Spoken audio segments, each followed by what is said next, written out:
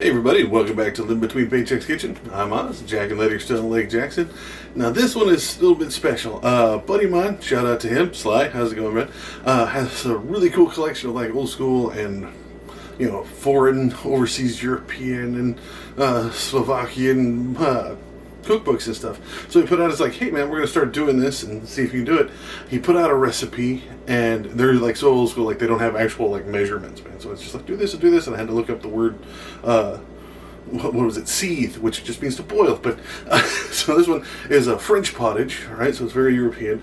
But the pottage or potage or however you want to pronounce it, it's basically slang for, or sorry, old school wording for a stew or a soup or something. So we started looking at it, and with the recipe I was able to find and the ingredients I was able to get, it fit in our budget. So I tried it and put it in here, man, and it worked out really well. This turned out really well. So we're going to go ahead and I'm going to show you how to do that. I'm going to show you how we got into that. And before we do, be sure to like, share, subscribe, do all the stuff that YouTube contractually makes us want to ask and beg for every time. Ring the little bell. We're trying to do this. This is why we're in my apartment, is because COVID's kind of got us messed up. So we try to do these Tuesdays and Fridays. Sometimes it runs a little late because it's harder to get stuff, harder to go out, whatever. But if you ring the little bell, you get a heads up and notification every time we do one of these. So that's the thing. So let's go ahead and get into this. All right, so it looks like a lot of stuff, but it's not. It's just a lot of seasoning stuff. So original recipe was for mutton. I was able to get some pork ribs here, man. I thought I had some beef ones, but I substituted my pork ones at the last minute. Carrots, I had some pre-shredded carrots, which is fine. And instead of using regular onions, I used some green onions. I'm just going to use a handful of those. And then so I'm going to add some mushrooms, man. I got these ones here, these what is it, bonsai mushrooms or whatever the hell they're called. I got those at the Asian food market. Really like how those go. They go straight earthy. And some celery, man, for my greens, because it just said, whatever greens. So I'm using my celery along with my onions. It's going to need a little bit of olive oil to cook. Going to use some vegetable broth. I think I'm going to end up using 7 cups all total. And if you don't have vegetable broth, you can just use water. Just straight water is fine.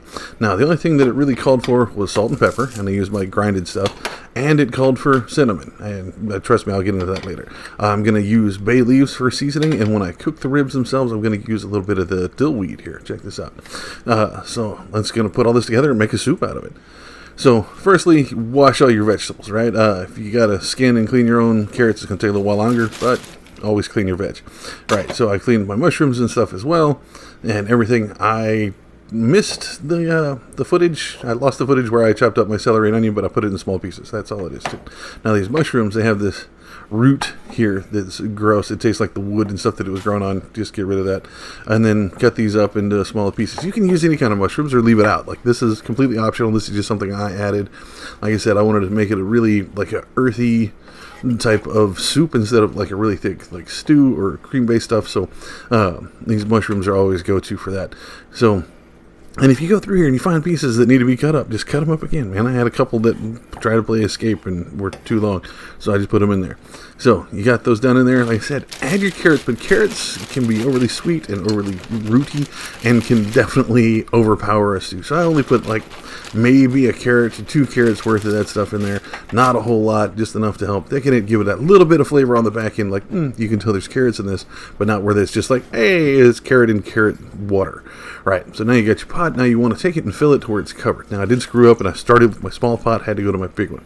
So it took right at 6 of the cups to go ahead and get this to where it's floating, not just sitting hard on the bottom. And then you're going to start that on a short warming. You don't want to straight boil it just yet. You just want to start heating it up. So I'll put it about medium high, put a cover on it, and let that sit while I was doing the rest of this.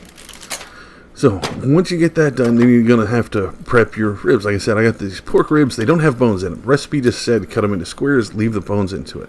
I didn't want to spend all day cooking the bones and stuff through, so I just went ahead and put in this. That's the biggest piece I think I left cut in there. I ended up cutting them a lot smaller, but just cut all of them down into these smaller pieces. Like if you need smaller pieces or you have kids or something, definitely cut them into smaller pieces. But this is about the size that I had for mine.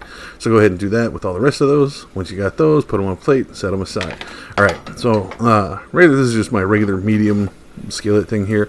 Got just enough of the oil, or the pan lotion. Sorry, pan lotion.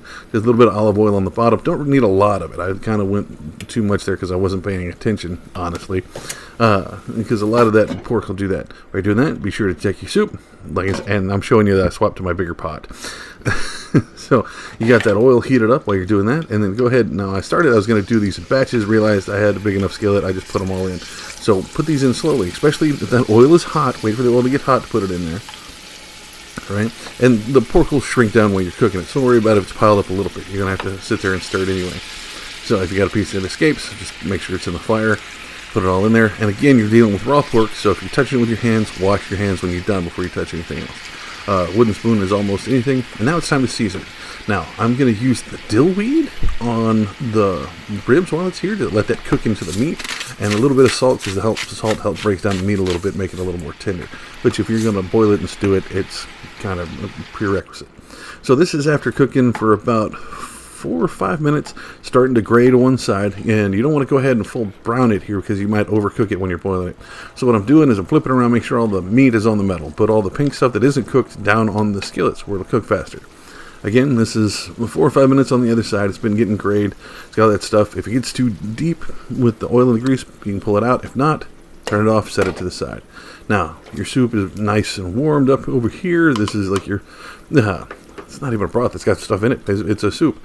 So I got another cup and a half of the broth like the last of it. I use that to just rinse my pot. So just put the olive oil and the pork just straight into it right there. Now use that last cup, because I used 6 earlier. Got your last one here, and use that to get all that stuff out of the pot. I think they call it deglazing, which I didn't take any glaze out. I just got all the gunk out of the pot. So put that in there, give it a nice stir.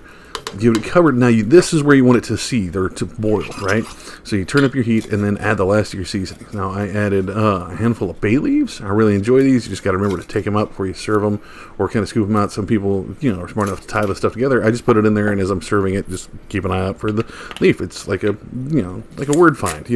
Added a lot of pepper just because I'm going to be eating this. Again, the pepper is optional at this point, but it give it a nice flavor. Be sure to pull out any hair that falls into the damn thing. That's what that was. Single hair got attached to my arm, fell in there.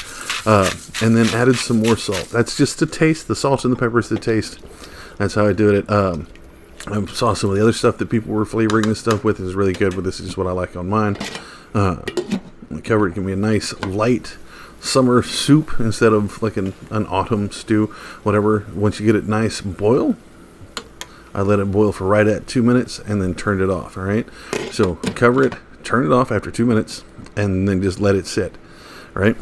Now this is my nice boil. Took me about 2 minutes. Smells outstanding. The whole place does. So just cover it. Take it, remove it from heat, let it sit and cool off a little bit. Let it rest. Well, fuck you. I'm letting it cool off so I don't burn my face and melt my bowls, man. So after a few minutes of letting it sit here, this is what we got. This is great. Now I'm going to show you this. This is the last tip that was on the recipe. When you go to serve it, just go ahead and put it in your bowl. Now, I tasted it, and because there was so much to it, I wanted a little more salt and pepper because that's just the taste I was going for here. Like I said, very root and earth vegetable going. But the last thing it says is add cinnamon. Yeah, blew my mind when they said to do that, but I did it, and holy crap, it was good. I expected like a sugar cinnamon thing, but I didn't put sugar, so it's just cinnamon, and holy crap, that was good. That turned out to be really well. It's fed me for 3 meals so far. It cost, I think with the fresh vegetables and the ribs and stuff, I think it was right at $8, and everything we do is under 10, so this is perfect. Feeds a whole bunch of people. It's great. You need to try this thing. So there you have it, man. It's this badass stew. It worked out really well. I wasn't able to get the mutton from the original recipe, but the beef ribs that I used for it were outstanding. This is actually great. I actually fed on it for a long time. So let me know if y'all did it, if y'all did it differently. Let me know down in the comments, or find us on social media at Facebook, Patreon, and Pinterest. Shout out to our patrons. Thank you very much. You can find us on all those at Living Between Paychecks Kitchen, or you can also find us on Instagram at Living Between. I'm also on Instagram at OzWayNerdy, or you can find me on Twitter at ArtistOz, or artist_Oz. It's weird. And we'll see you next time. Y'all be safe.